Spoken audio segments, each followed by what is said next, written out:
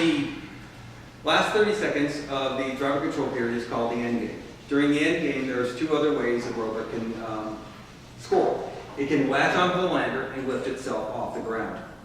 Anything off the ground that's visible to a robot, to a referee, and when the clock reads 0-0, is considered a latched robot. The other way it can score is either being in or completely in the crater. To be in, it just has to pass, some part of the robot has to pass the outer boundary of the crater, which is between the crater rim and the lander.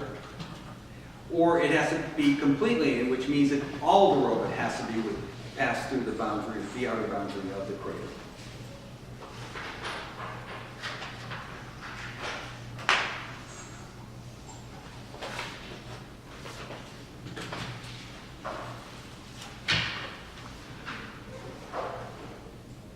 If a robot has latched and is lifted, it doesn't have to remain lifted past 0-0 on the clock.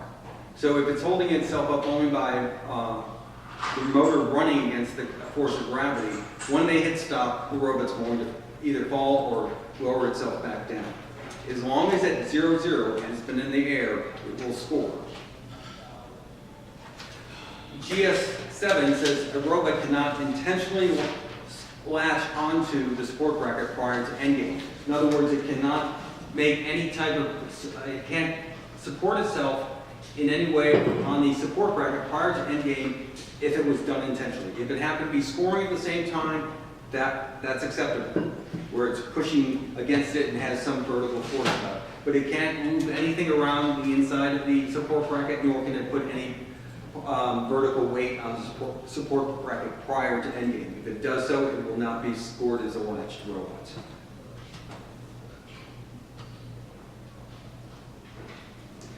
Scoring at the end of the match, which is at the end of the endgame, the scoring referees will do what's called certifying their scores.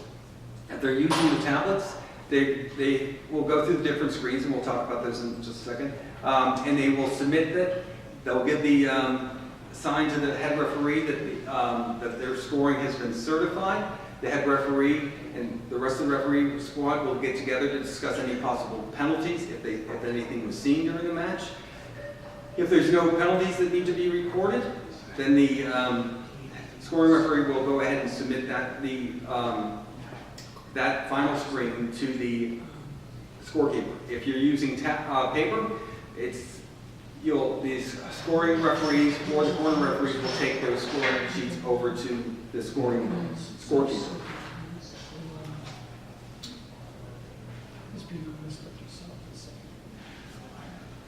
This year we would like the scoring referees and the corner referees to switch every 5 matches. This is so that everyone is capable of doing either one of the jobs.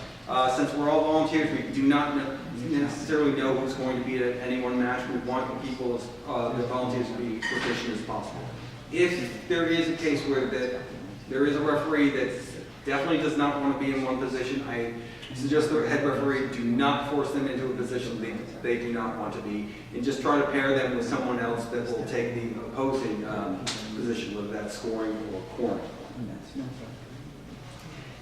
If you are using the live scoring system, you will see actually 5 screens during the match.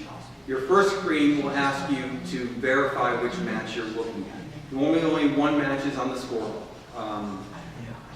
is on the scoring tablet.